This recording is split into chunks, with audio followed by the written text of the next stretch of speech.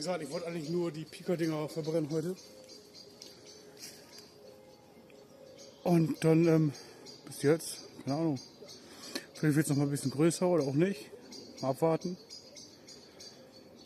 Und dann sehen wir weiter. Dann beenden wir das Video jetzt erstmal. Ich wünsche euch noch einen schönen Abend. Morgen habe ich Geburtstag, 2. April. Bis dann. Ciao. Bye bye. Ciao, ciao.